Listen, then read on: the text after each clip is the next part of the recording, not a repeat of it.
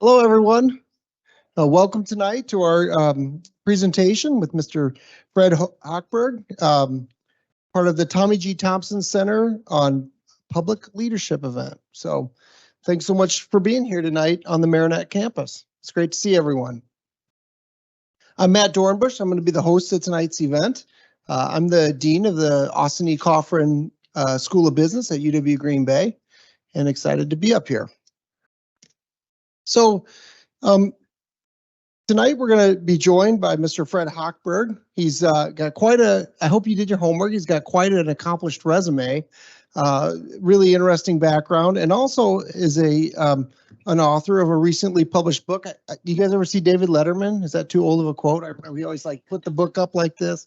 So I'm going to try that. But trade is not a four-letter word is Fred's book. And I have to say it's a really timely topic.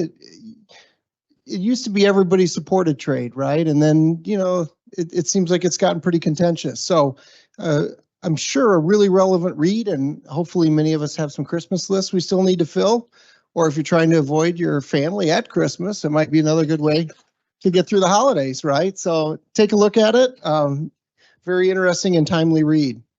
So tonight, Fred's going to share with us some of his experiences from a really rich professional background, and we're going to focus on small business growth strategies in rural communities. I hope a topic that's of significant interest to this community. It's certainly, I think, a globally relevant issue, and one that we feel is equally relevant here at the local level.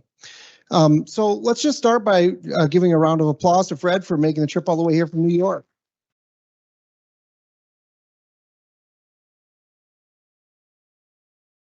So what we're going to try to do tonight is start by walking through Fred's career, let him describe a little bit about how his journey in leadership roles and started in the private sector. You then went on to do some board work, nonprofit work, pure government role, pure public sector.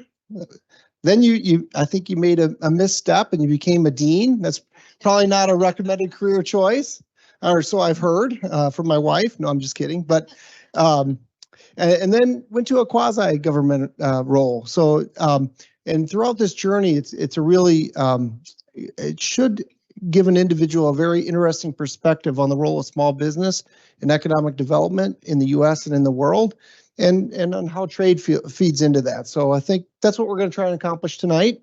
I'm pretty informal in how I handle these things, so I've got some planned questions to help us kind of walk through that career. But if you have questions you want to ask along the way, that's great, and we'll take some as we go. And then if we need to continue on, we can always pick them up again at the end. Okay? Great. All right. So your life story. It's really interesting, and somebody was kidding me earlier tonight that they heard me give an introduction to somebody, and I used ChatGPT to the introduction. Well, it's progressed. That was a couple months ago, so now I used the Bing AI service to learn a little bit more about you. And your story is intriguing because it's really an American story, an immigrant family, and it's a true multi-generational story. Your mother, Lillian Vernon, founded a company, the Lillian Vernon Corp. Really amazing success story, just like you would imagine it. You started on the kitchen table, and then the next thing you know, it's growing. I'm sure there are a few steps along the way. A few, yeah. But it ended up, to think of the steps that I skipped there, it was the first company to be traded on the American Stock Exchange that was founded by a woman. So an amazing accomplishment and a real sort of signal for innovation in my mind as I read it. And then I went on to learn that the Lillian Vernon Corp was also one of the very first American corporations to move into China to try to establish business relations after President Nixon's 72 visit. So a company really filled with trade, small business development, and innovation. And you went on then to lead that company for 20 years and quite an amazing growth in revenue and so forth. So I was hoping we could start tonight off. If you could talk a little bit about your time in this role and really how your experiences during this time shaped your vision of the importance of trade and small business development in the U.S. economy. And maybe foreshadow us a little bit about how that kind of led you to the next steps where you went more to the public sector. Well, Matt, thank you for inviting me here. And thanks to Dawn and Nate. I don't know if they're in the room, but they did great food. So there's probably still more there. And I won't be insulted, nor will Matt, if you decide to step out, grab some food, and if they're allowed to bring it back. So it's so good. I told Nate and Dawn if I knew I would bring them to Connecticut or Florida, they could, and they seem ready. Maybe certainly in the cold winter months. I worked for the first 20 years of my career at a company called Lillian Vernon, founded by my mom. She was not. It's called Lillian Vernon because it was in Mount Vernon, New York. And just 2 weeks ago, the kitchen table she started the business on is now in the Smithsonian Museum of American History. And when I went to the Smithsonian, this took about 6 years. Things moved slowly, particularly with COVID. I made the point that men, we always hear about starting a business in a garage because car is the locus of a boy's life. And the kitchen table is frequently the locus of many women. And so a lot of businesses get started at the kitchen table. In fact, just to bring it in globally, I was recently with Christine Lagarde, who used to run the International Monetary Fund, is a good friend, and runs the European Central Bank. And I was telling her that story, and she said, you know, Fred, when we planned the $2 trillion bailout of Europe during COVID, we did that at my kitchen table. So kitchen table is iconic. So in that case, that kitchen table, I wish I knew why we decided to save it all those years, because it's just a yellow Formica table. But it is now in the Smithsonian because Smithsonian has an exhibit of American enterprise. It's up for, by the way, we have another 17 years to catch it. So if you get to Washington in the next 17 years, you can see it. But tracing the history of American enterprise. And one of the things the Smithsonian recognizes, we aren't telling the full story because there are women, people of color, Native Americans, and others who contributed to the growth of American enterprise. And many of these companies started as small businesses. And so they added 2 entrepreneurs to that exhibit this less than 2 weeks ago. Lillian Vernon, my mom, and a man named Byron Lewis, who ran one of the very first African-American owned advertising agencies. And I know no one here has done this, but the founder of Weight Watchers is in that exhibit. So it really is it's a terrific exhibit, but it really does parallel that. So going back to, I went to work at Lillian Vernon right out of business school. I was the only college graduate. My mom never finished college. In those days, she got her MRS instead of her BA.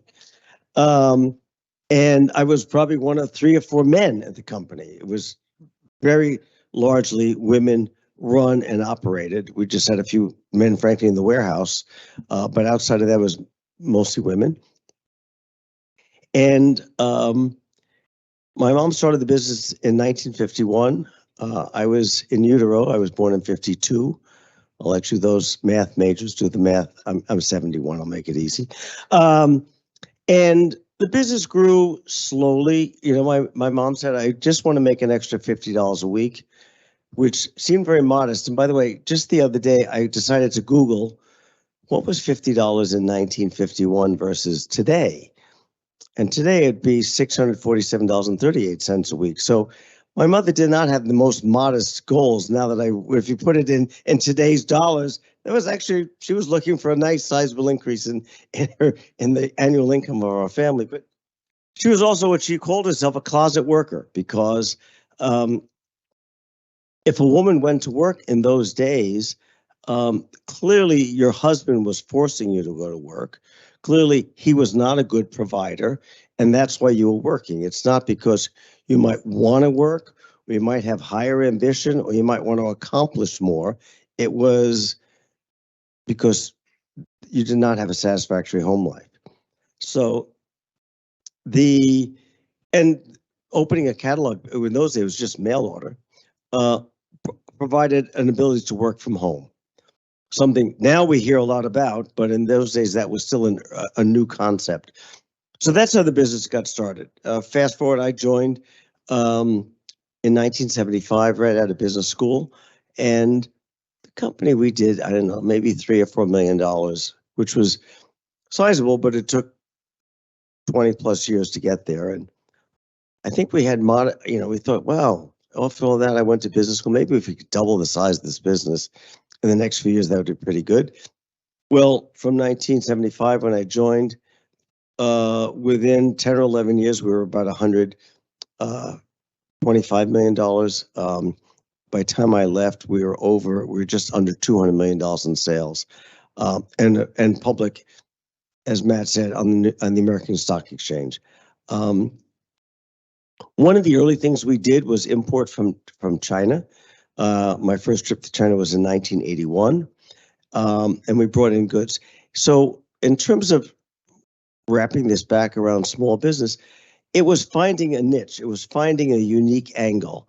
And whether that's in the catering business or I met someone earlier tonight who's has a shopping center and his daughter has a pet store. It's finding what's the unique selling proposition that you can do. So in our case, it was imported goods that you would not readily find at Sears or JCPenney, and and products that had your initials on it. So that was something that clearly you could not find at the local store. So that's really how that journey started. And I don't know that I had the same ability to start a business, but I believe I sure knew how to build a business. In some ways, I think about when I joined the company, it's like someone who has innate singing or athletic ability and gets to high school and all of a sudden finds an acting or a singing or a football coach and is able to really develop those talents and grow the business in a rapid way. So that was kind of that trajectory. That American Enterprise exhibit is pretty incredible. I got to see it a couple summers ago. So if you are in DC, I'd highly recommend it. It really is quite a journey through the American story. It's something. So that's quite an honor to have your family represented there. So congratulations on that. That's very cool. So entrepreneurship, right? Like you said, maybe it wasn't me, or because that's a serious risk, right? It takes a certain real different personality to be able to take that leap, right? And I don't mean that in a negative way, right? You're really putting yourself out there. And it is sort of the heart of the engine of the U.S. economy, right? And I kind of go back and forth. I think I sometimes worry now that with all the technology, in all conversations now, AI and all this stuff, there's a bit of a fear that entrepreneurship now is just tech startups, right? We've kind of seen that in the public, right? But I'm fortunate to have the opportunity to oversee our small business development center. I don't actually run it. It's in the School of Business. And so I get a real firsthand insight into how impactful the SBDC, the Small Business Development Center, is in helping small businesses and entrepreneurs really sort of live out that American dream and grow and grow and grow. And that is part of the Small Business Administration, which you then went on to run for several years. And so I'm just curious if you could talk a little bit about sort of how you see small businesses and entrepreneurship sort of in the U.S. economy moving forward, and in particular in small communities. We're starting an entrepreneurship center on campus. And the thing we keep saying is, if it's just filled with business students, it's not going to be a very good center. You got to know how to build something or make something or do something. Rural communities have people that know how to build things, do things, make things. So talk a little bit about the perspective you gained through your role in the SBA with that. So as Matt mentioned, the Small Business Development Centers, and by the way, They love acronyms in Washington. And they just go, the SBDC is, I go, what? So it's the Small Business Development Center. And what they do is there are 1,000 around the country. There are about 13 in the state of Wisconsin, one in Green Bay. And they will work with a business person and how to write a business plan. How do you write a business plan that you could then perhaps go to a bank and get financing? So it provides you with those kind of technical skills. The Small Business Administration also has something called SCORE. I got in trouble for this. It's the Service Corps of Retired Executives. I once in a speech called it the Senior Corps of Retired Executives. And I got a lot of pushback on that. So I always now, it's the Service Corps of Retired Executives. And the good thing about that is they're business people who generally retired and experienced, and they volunteer their time. And I've met with some of them who've worked with a company for 5 or 10 years, providing sort of advice, counsel, coaching, and so forth along the way. The Small Business Administration, at its heart, provides government guaranteed loans to small businesses. Banks tend to be reluctant. I think any of you in the audience know banks are often reluctant to lend. Banks are reluctant to lend, period. Banks are reluctant to lend to small businesses, even more so. And often businesses run by women, even more so. I mean, my mom, when she started, people would say, well, does your husband know you're doing this? Or is he going to co-sign the loan? Those kind of things. Thankfully, we have moved beyond that. But so the Small Business Administration provides that kind of technical assistance, as Matt was talking about. And what they'll do is they'll work with your bank and say to the bank, we'll guarantee if the loan doesn't pay out, we'll guarantee 90 or 95% of the loan amount. So this becomes a real incentive to a bank because they get 100% of the revenue on that loan and maybe only have 5% of the risk that they have to worry about. That's one thing the Small Business Administration does. They also do provide loans if you're going to build onto a factory. They will provide longer term real estate loans. The name small business is a bit misleading sometimes to the average person, right? Right. I mean, the small business, the quick and dirty is 500 employees or less.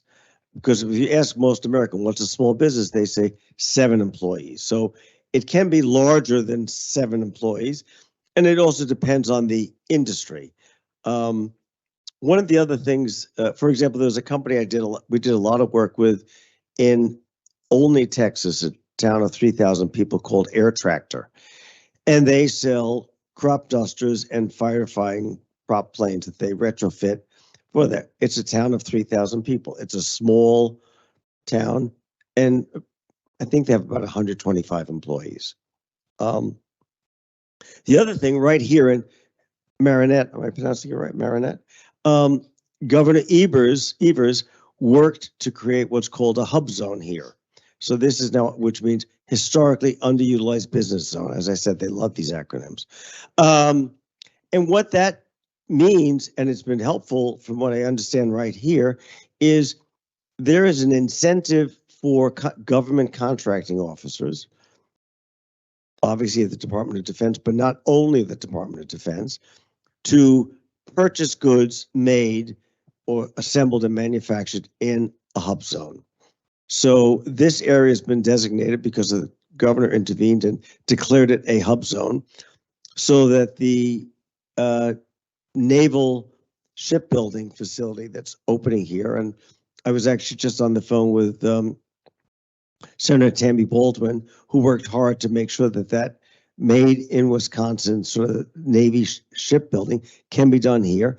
And there are incentives and requirements that different agencies have to meet to fulfill their obligation to small businesses. So, for example, when I was at the SBA, it was something like 23% of contracts had to be done with small businesses. And there's an extra incentive to do it in a hub zone. So that creates a real incentive for rural businesses and businesses in small communities to be able to attract the attention of government contractors. As you can imagine, it's easier They would rather do business with a Lockheed Martin or a Boeing or large companies like that. But there are real incentives, and the administrator of the SBA has the ability to sort of go into each of those cabinet agencies and say, you're not fulfilling your obligations to small business. And I would say Congress, senators, and House members are very focused on those agencies following through on those small business requirements. So after your SBA time with the SBA as the deputy administrator, you spent a little time in academia. You then went on as a commissioner of the New York and New Jersey ports, right? Port Authority. Right. And then you found your way to another acronym for the U.S. government, right? The EXIM Bank, right? The Export-Import Bank of the United States. And this is, it's not a full government agency. It's not a private. It sits kind of in that quasi state, right? And you've now kind of gone through and you're starting to see the landscape of, you know, firsthand experience of business creation through your own family and then running the business. You've seen how internal to the United States, some of our internal manufacturing and government programs helps to incentivize rural businesses to get started, right? And of course, not only are there products that are imported, but a lot of these things require imports of pseudo-finished materials, steel and things like that. So you then find yourself at the Export-Import Bank of the United States. How many people think about the Export-Import Bank of the United States on a daily basis? One guy. All right. Bless you. Bless you. Yes. Texting with Scott because he told me your family's restaurant used to be here. We'll have to do a selfie together before we leave tonight. All right. We've got a learned crowd here for So sure. I will I'll just interrupt for a second. So the Export-Import Bank is just, you know, we really only dealt with exports. And I used to say imports find their way into our country. They don't need our help. So one previous chairman, well, if it's only do exports, why don't you just become the United States Export Bank? And I said, then our acronym would be USEX. And frankly, we had enough trouble as EXIM without adding sex into our name. So thankfully that idea just died and no one pursued that. You might get a little more public attention though. Exactly. We had more than enough attention than we needed with just EXIM. Your TikTok feed would be really different. That's for yes, sure. It would be very different. Yes. So could you just maybe enlighten the rest of us a little bit about what the EXIM Bank does for the United States? If I say anything wrong, you'll tell me. First of all, what is your name? Tom. Scott Schlegel, Tom's brother, was my chief of staff at the Export-Import Bank, a terrific friend and did a terrific job. And now is the senior government affairs person for the Motorcycle Association, which makes him very happy because he can ride his motorcycle to work, which his wife hates. But he can say, honey, it's for the job. I mean, I can't take a four-wheel vehicle. I'm in the motorcycle industry. So the Export-Import Bank was started by FDR during the Depression. And the realization was we need more American jobs. What is one way we can get more American jobs? We can do more exporting. Why aren't people exporting? Well, one of the issues is sometimes real or perceived risk in exporting, and banks don't like to lend money for it. So hence, the Export-Import Bank was started. It was part of something called the Reconstruction Finance Corporation, which was actually initially started by Herbert Hoover and then really grew under FDR. So interesting, the bank was originally chartered to do sales to Russia. Those never went through. The second, then it was rechartered to again facilitate U.S. exports. And I always find this interesting. The very first transaction the bank did was we took American silver that was mined in America, minted it into coins in Philadelphia, and essentially sold to Cuba their currency. Their coinage was made in America with American silver. Today, the Export-Import Bank is prohibited from doing business with Cuba. So it's rather ironic. The very first transaction was in Cuba, but we cannot do that today. So what it basically does is provide either a loan guarantee similar to the SBA, But importantly, I would say for small businesses, what's called credit insurance. And if you think about, you have fire insurance, you have theft insurance, you may have flood insurance. If a mishap happens, that you do not bear the full brunt of that risk. So credit insurance is most important, particularly when you're selling overseas. If you're here in Wisconsin and you're selling goods to Missouri or to Michigan and you have trouble collecting, you can collect through the legal system, through credit agencies. There are many ways of collecting on a bad debt. On the other hand, we used to do business in Sturgeon Bay with a company called Dan's Fish. And Dan was a very funny guy. He used to say, because they sell a lot of caviar. And I said, well, what kind of caviar is this? He said, Fred, we're kind of the Volkswagen of caviars. So, it's the kind of thing, if you get to fly first class and they give you caviar, that's our caviar. It's fine. It looks good, but let's be clear, it's the VW of caviars. So when a company like that is selling overseas, selling in that case to Scandinavia or airlines in Europe or elsewhere, they want to be able to ship the goods and they want to make sure they can get paid. So the Export-Import Bank essentially provides insurance. So for $100 worth of goods, maybe the fee is $2. So they would pay a $2 premium, and it basically insures the receivable. So if they don't get paid, the U.S. government will pay, and then the U.S. government goes to collect. So people used to say to me, well, why would the U.S. government do that? I mean, if it's such a bad credit risk, why should the U.S. government could do it? I used to tell it very clearly. The U.S. government has a few things at its disposal. There's an Army, there's a Navy, there's the Marines. People don't like the default on the U.S. government. We have a lot of ways of collecting. So frankly, interesting, I learned with credit insurance, which you can get directly through the Export-Import Bank. A guy named Mike Howard runs the Chicago office, which handles this region, or from an insurance broker. There are many insurance brokers that will sell you it. When a customer knows that EXIM has backed it and they know the U.S. government is there, they actually have a better credit paying history.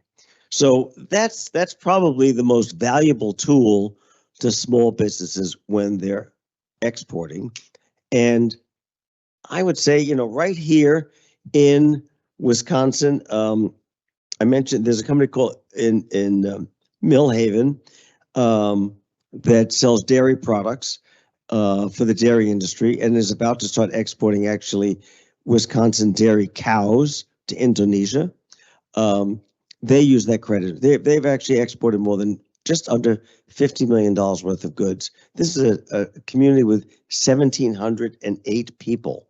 These are really small rural communities that are able to tap into large export markets far beyond the market in their immediate trading area. Right here in Appleton, it's not a small business, but Pierce makes fire trucks.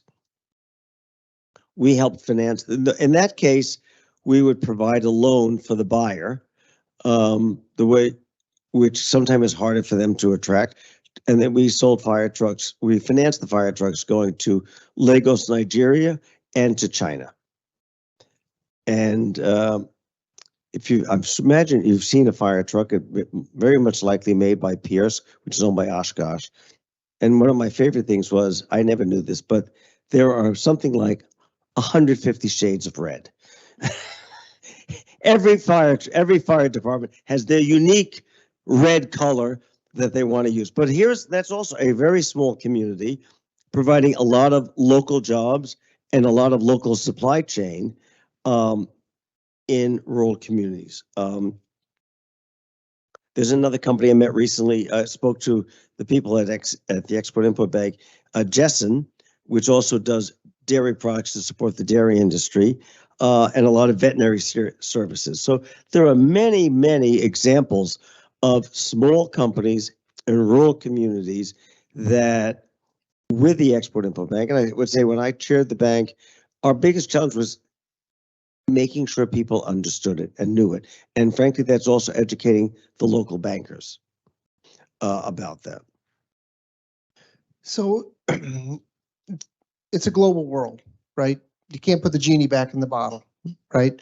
And there's no doubt trades always has been part of the global or the economy. It moves faster now. It's going to be a probably growing piece of it.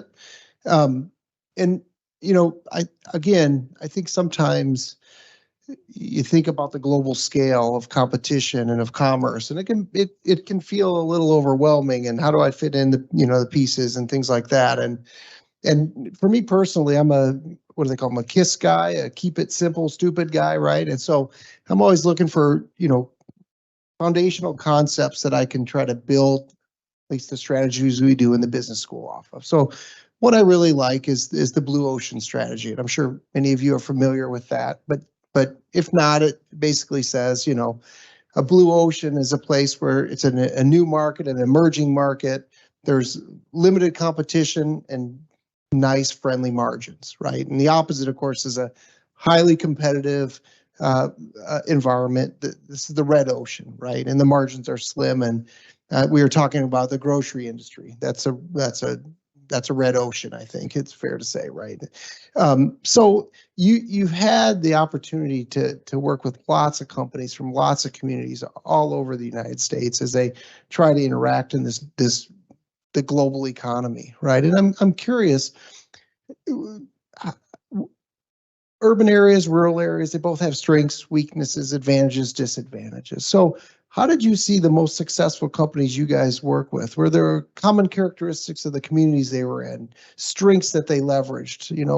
What's your advice for small communities competing in the global marketplace?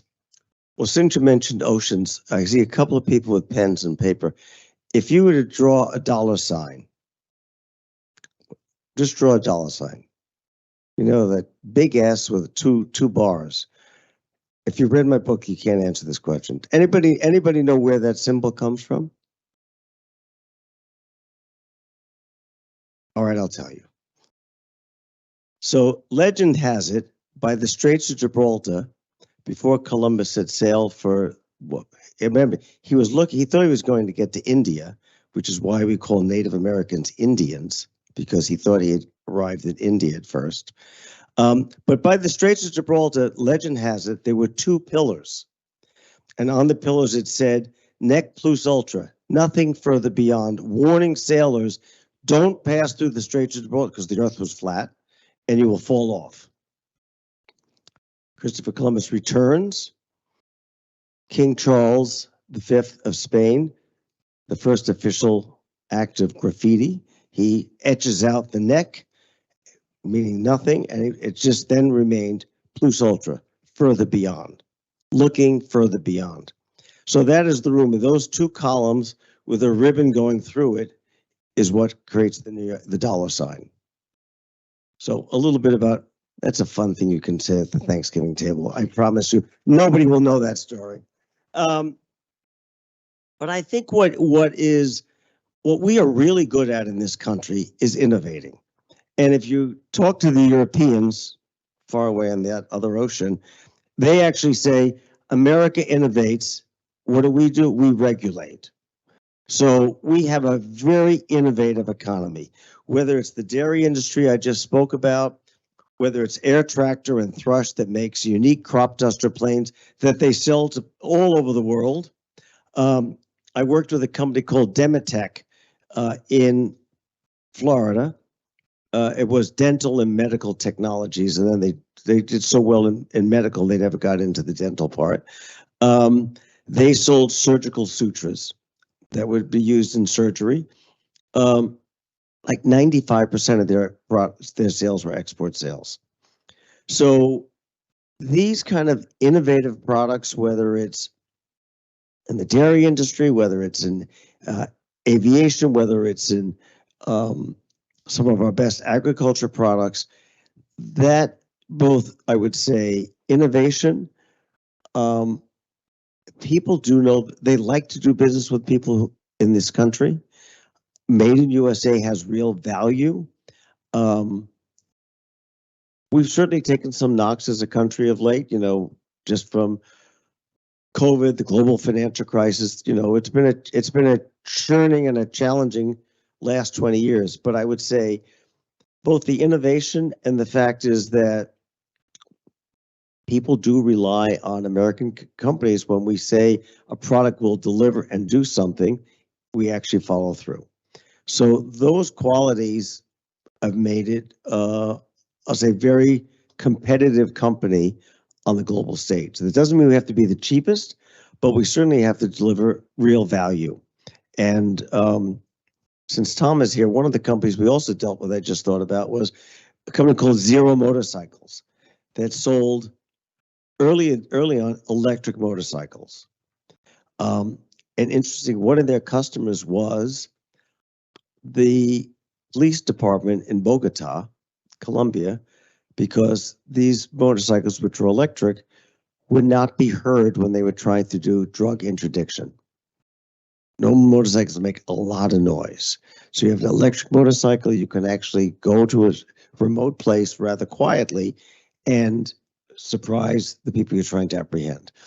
So, I mean, all of that is a number of really just unique, thoughtful products that have a mark. And most of these companies, every single one I've mentioned, they're all small businesses, and they're all located in rural and small communities. You know, it's harder to do manufacturing in a larger urban center just because of the price of land, the price of labor, and so forth. But many of the rural communities right here, as an example, companies I mentioned, Dan's Fish, and others have an advantage. They can often have a competitive cost structure, access to good labor as we have here, a good quality of life, and with agencies like the Export-Import Bank, Small Business Administration, the Department of Commerce, can really tap into global markets. And the advantage of that is, you know, if Walmart moves to town, all they do is recycle the money that's already here.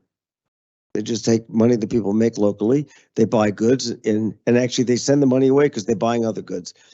When you make things here and sell them, you're actually bringing foreign money and money from outside the community in. And that really is more transformative to any community than just retailing that is recycling it. Yeah.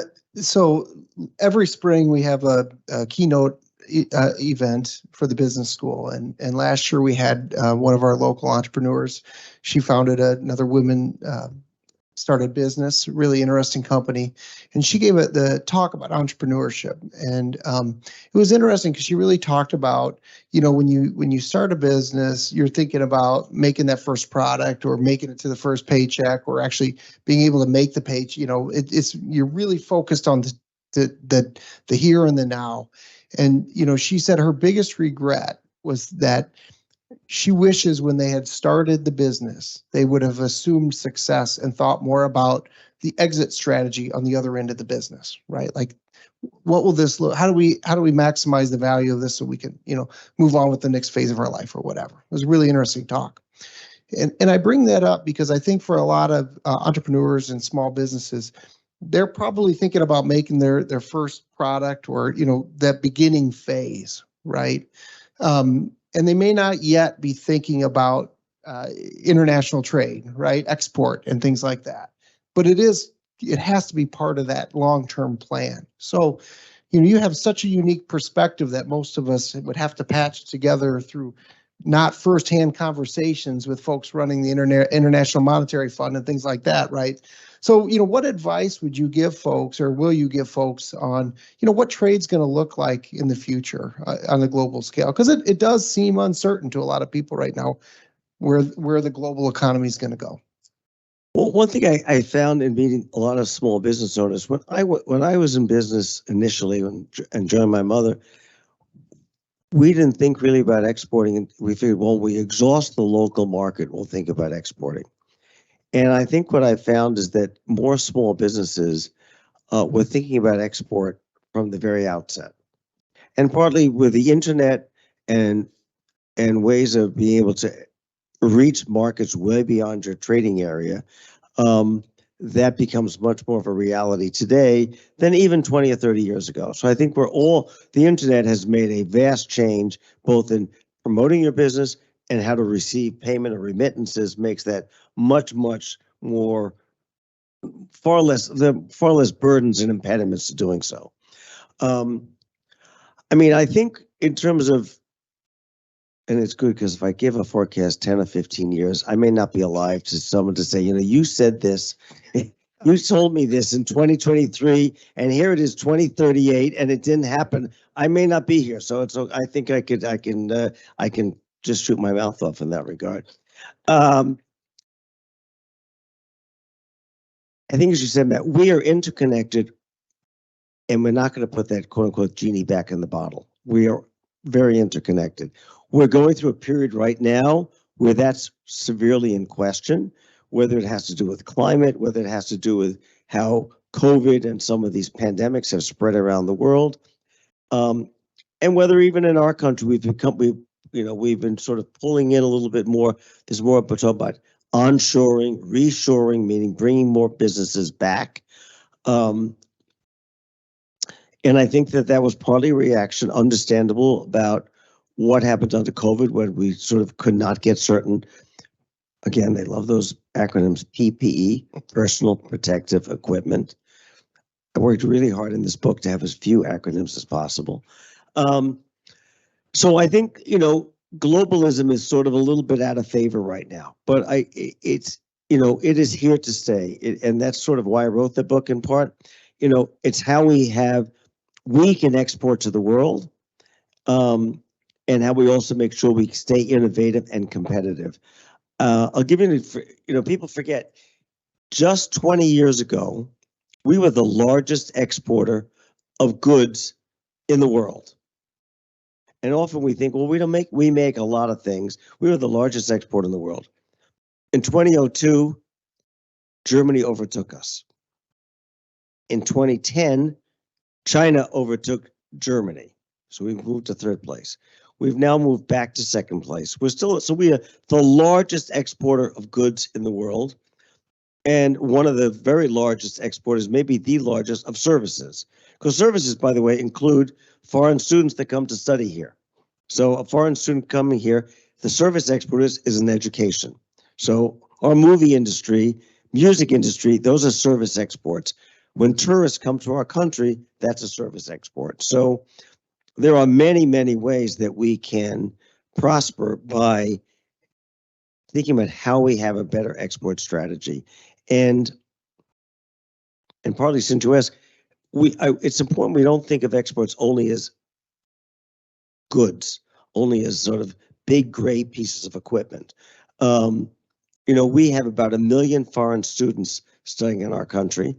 And if you talk to college presidents around the country, we could probably handle another 1 million foreign students studying here. That would give us enormous benefits. One, the dirty secret is foreign students don't get scholarships. Foreign students pay, when you go to a hotel and you look at the back of the door and it says how much the room rate is, nobody pays that rate, right? That's called the rack rate. Nobody pays that rate. So foreign students pay the rack rate. They pay certainly the out-of-state tuition. And let's remember, having foreign students come to America, learn about America. They go home and take those values, take that experience back to their countries. And frequently, I found when I was working at the Export-Import Bank and trying to promote U.S. exports, someone who was educated in this country is more open and likely to want to purchase, whether it's software, whether it's music, whether it's Boeing aircraft. So there's a great advantage. So we have to remember that things like education, things like tourism are also important exports that we can all participate in. So I think that future is bright. I think we're going through a period that it's under great pressure. I see, there's a lot of talk of decoupling with China or de-risking with China. There is, right now, I think we're in a tough period in terms of inflation, things such as, with the war in Ukraine, there's been reduction in oil and gas, reduction in wheat, and those things have pushed prices up. We're trying to make a transition to a more environmental sensitive and more mix of fossil fuels and renewable energy, it costs money when you make a transition. You know, if you're renovating a house, you sometimes have duplicate costs while you're doing those renovations. So there are a number of pressures right now pushing against that, but long term, I think it's in our favor. You know, an example I used in the book, before the 1980s, 90% of cars in this country were either GM, Ford, or Chrysler, or American, what they call American marques. It's now today about 50%. But I would say without foreign competition and most of those foreign cars, quote unquote, are made here. We improved quality, we improved durability, we improved reliability of those vehicles. And if I look at the 10 top American cars that have the most US content, when I wrote the book, only 3 of them were sort of American names, you know, like Chrysler or Ford.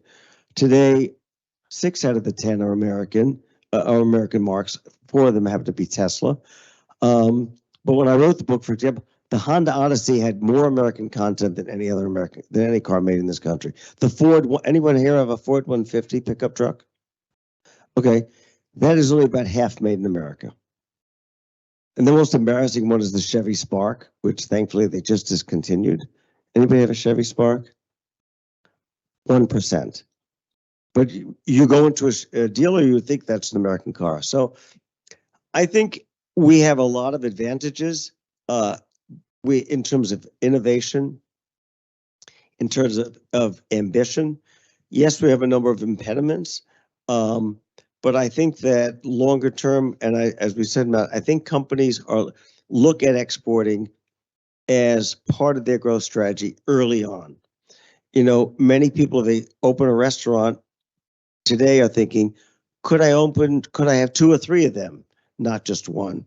Years ago, you opened a restaurant, you thought you'd have one. I think now people say, is there a way I could replicate this? If I'm in a small business, can I figure out exporting? So I think all of those are ways of just looking further beyond and broadening our horizon in terms of what are those opportunities. Thank you. Fred, would you be willing to take a couple sure. questions from the audience? We have a microphone down here in front, or I can repeat a question. All right, we have our first taker. That's the most important. Nobody Right, wants to be first or last. Spicy. So I'm going to introduce myself first. I'm April. I own a small business in Menominee, Michigan, which is the sister city to Marinette. So being in business a whole 7 weeks, I think I know everything that there is to know about owning a small business.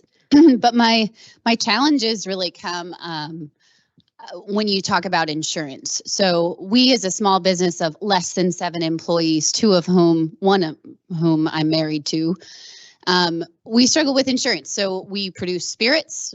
We are highly regulated. We were told we won't get our license in our small area. We tried to go the small business development route. That didn't work for us. We have personal loans. That's what bootstrapped our business. When we try to buy local goods, like we want to buy grain locally, we want to buy glass locally, everything is overseas. So that's also been a struggle because you're talking about shipments, you're talking about lead times. But our biggest single hurdle has been insurance. So we are, as 2 people, you have to kind of make that decision. Are you going to be self-employed and you're not going to have your employer provide your insurance? As a business, how are you going to cover yourself against risks? So for us as a distillery, already 90% of the insurance market doesn't want to cover us. They are uninterested in insuring a distillery because it's high risk. But when we talk about the amount and the quantity that we produce, we are considered too small to cover by the other 90% of that 10% that's willing to cover distilleries. So we struggle both on the personal insurance and then on the business insurance. So what is your perspective and what advice would you offer to somebody that's a very small business for how to get their insurance in check? Well, is the question spicy or you have something that was? Well, I think in general, my personality is a little spicy. I've been holding my opinion back there.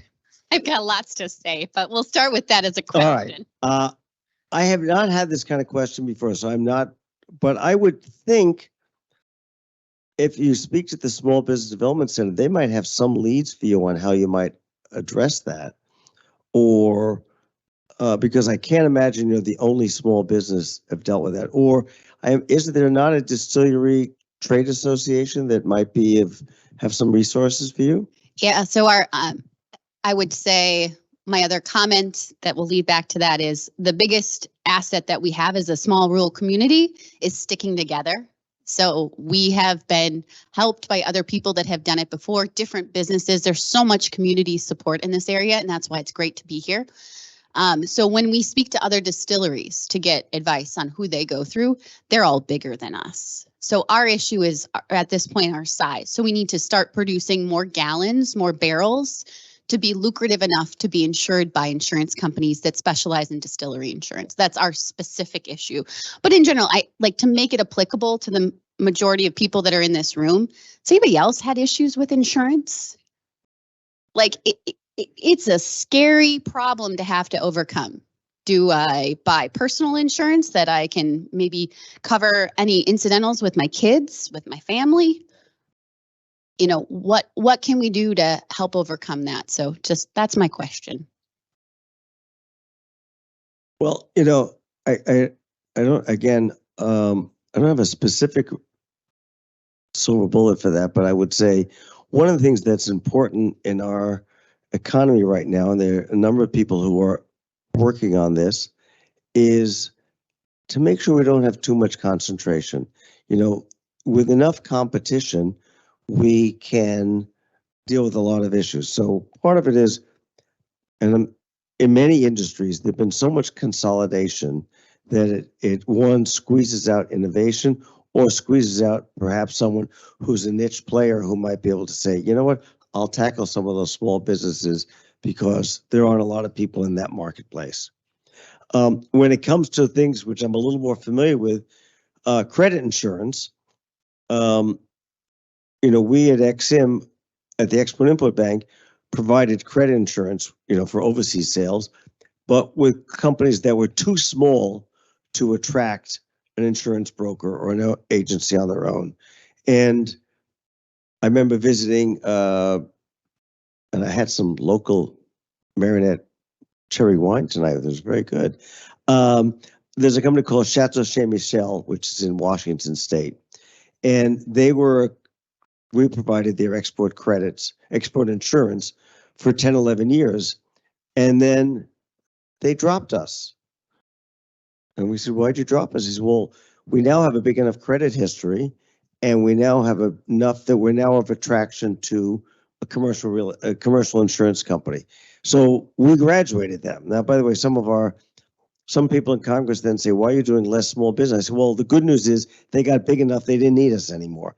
So there is that. I don't know enough about Wisconsin, but some states have a state insurance commission that does look at insurance, and perhaps there is one that might work in the distillery industry.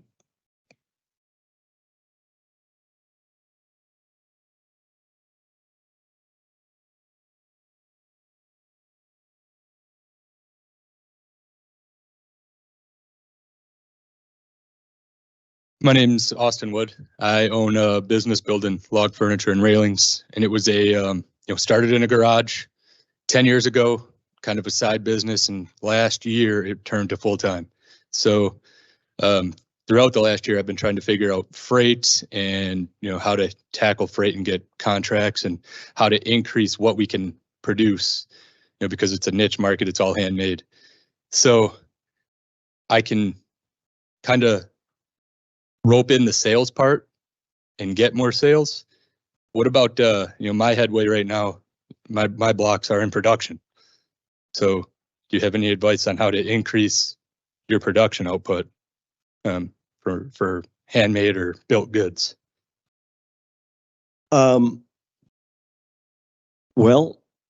is the impediment to increasing it, is it finding the right people, or is it the equipment, or the capital? It's a little bit of both on finding the right people and the equipment. Now, I'm not sure if you're familiar with the woodworking industry, but there's a lot of, machines and commercial machines, but they're more for, your furniture, like the chairs you're sitting in, that table there. Nothing for really the rustic and log market that I'm in. So a lot of it is you're designing and inventing it on your own. So I'm running into issues with, one is the equipment, and finding able-bodied people that can take what the plans are and produce a quality product in the end. I don't obviously have specific industry background in that regard, but I don't know whether there's again, recommending just a trade association, because sometimes they can provide. I mean, when I was in business, when I was in the catalog business, there was a catalog trade association, and I learned a lot from that. And frankly, when I was chairman of EXIM Bank, once a year I'd meet with our colleagues from other countries, and I came home with a dozen ideas that, frankly, I learned from the French or the German or the Canadians that I was able to apply. So perhaps there's a trade association that in goodness, in Washington, they even have they have the Association of Associations. So it's an association that deals with the people who run associations. So I would think that there might be some really good resources in that regard that would be available. Also, sometimes the larger lumber companies, suppliers, might have access to some sources of equipment and people like that. And of course, trained personnel, that's the hardest. Austin, is it on the equipment side, is it equipment that's never been made or equipment that hasn't been made for like 50 years? A little bit of both. Right now, I just implemented a machine from the 60s to make it work for today. So yeah, again, not having industry specific knowledge. If we chat afterwards, there's a company out of Manitowoc that does they do wood products. Bailey Tools? Nope. Okay. And this guy's, when I toured their facilities, an alum of UW Green Bay, I don't know how he does it, but he finds all these really old machines and stuff and gets them going again. Like a lot of barn searching and stuff like this. So anyways, this guy's kind of got to figure it out, and it's a big operation. It's not, and so he's converted these into, like commercial scale uses and stuff. And so I don't know if he'd have the solution. Fred's talking about trade associations, but I think there's also opportunities for, local communities that of similar, industries that they may seem different. They make like cheese boxes and stuff like that, but they strip full-size logs down and all this other stuff. And so I'd be happy to try to help you connect with him just to see if it's a lead. Thank you. Yeah. Sounds good. Thank you. Sure.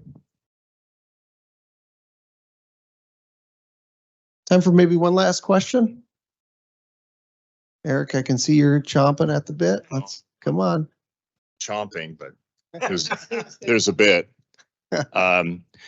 Of course, I'm attracted to the title of your book, and I think about trade over the course of American history and American trade, turn of the century, and going into a period of isolationism. World War II happens. We come out of that, get into a period from the mid 40s to the mid 60s of tremendous economic growth and development, and we really kind of earn our chops there in terms of trade. And then at some point, as to the title of your book, trade kind of became a four-letter word. And I don't know if did that start with NAFTA in the Clinton administration? Has it gone to the point where embargoes and subsidies and all of these different factors that have impacted what we might think of as a simple transaction of goods and for goods or services for services,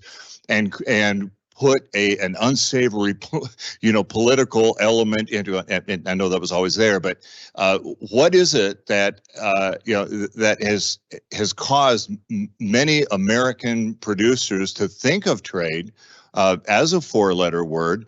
And to your book, why is it not? So, critics of NAFTA, for example, since you mentioned that, critics have said, NAFTA cost this country 1 million jobs. Well, 1 million jobs over 30 years is something like between 25 and 35,000 jobs a year. We're generating 2 million jobs a year as a country. So we may have what happened with NAFTA and some of those trade deals is they were particularly painful in, the benefits were spread far and wide. The pain was very localized. When a factory closes, which hurts a community, particularly a rural community, and it can hollow out communities. And so that's part of, I think, what caused that. And it was particularly acute in places like Wisconsin, Michigan, Pennsylvania, Ohio. And any idea what those 4 states have in common, particularly next year? Swing states, exactly. So you put all that pressure on particularly 3 or 4 swing states, and it becomes razor sharp. I'll make an analogy. Why has Florida for many years been a swing state? Because the Cuban population was highly concentrated in South Florida, and it has frankly kept our Cuba policy hostage, because if Florida the vote could go 1% either direction, no candidate wanted to offend the Cuban community, because that could be the difference between the way Florida goes. If the Cuban population was spread more evenly, it might not be an issue. If manufacturing had been, if states like Wisconsin and some of those other states had not been hurt as directly, so they saw more pain, less benefit, and the pain was very concentrated, and it was totally upsetting and threw asunder people's lives. So there's a very good reason people don't like it, because, and then frankly, it's so nice not to be in the government anymore, because first of all, politicians say, well, these trade deals, they're win-win. No, they're not. They're winners and losers. The country as a whole benefits, but communities did get hurt, and we never really had sufficient support and remedies, or what people call a social safety net. And the problem with the social safety net is that first word. Sounds like socialism again, isn't that? And I don't know about you, when I was in high school, the last time I thought I'd hear the word socialism was in the 10th grade when I studied high school social studies. I didn't think I was going to be hearing that 50 years later. So we've never had a sufficient social safety net. Our unemployment system in this country was designed, if you worked at a Westinghouse plant or GM and they had a layoff, you could collect unemployment for maybe 26 weeks. So you had the time to find another job at the other side of town with another manufacturer.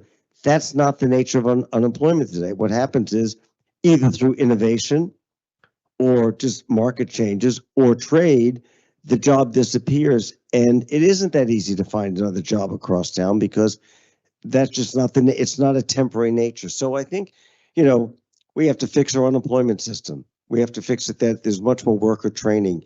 And a term someone gave me when I was writing the book, I don't like the term lifelong learning, because for many people, if their most schooling was in high school, the happiest day of their life is the day they graduate high school. Someone said to me, a better term is lifelong readiness. We all have to be ready, because this economy is changing faster and faster than we've ever seen. And so how is it that we keep our skills up and are able to be more adaptable and nimble? I use the analogy, if there's going to be a bad storm, you would fill up your car with gas, or if it's an electric vehicle, you make sure it's charged, you make sure you have extra groceries, you're ready for that. Well, we have to be ready if we're in jobs, that those jobs are changing, and they're changing rapidly. And that's some of the changes we need to make in our country. Well, thank you everyone for being here with us tonight. It's been a very interesting conversation. I want to thank the Tommy Thompson Center on Public Leadership for making this evening possible. Thank you, Fred, for being here with us. I'm excited to, I'll admit I haven't gotten through it all the way yet. So, but, you know, What page are you on? We just gotten through it. I'm going to keep that to myself. Yeah. But I do know that there are, you know, some specific stories in here, and one of them is about a banana, correct? Correct. So is that based on the color of this book, which is very recognizable? Is that the most important story in the book? Or No, the yellow was, it just jumped off the when I went to a bookstore and photographed 20 book covers, I said this one would pop. Now, if you had at all enjoyed this conversation, you don't have to read the book. You can listen to it on Audible, and you'll hear me talk about it. It took. I told Matt maybe I told Dave when I recorded it. It was like 4 days of recording, and occasionally the sound engineer said, "Your stomach's growling. Would you do that sentence again?" It was such a good microphone, and so the recording sessions between 9 and noon had a little more growling than the ones from 12:30 to 4:30 that afternoon. But anyway, thank you for inviting me. Thank you for your questions, and the book is a great Christmas gift. Well, I really enjoyed it. Thank you so much for spending your time with us tonight.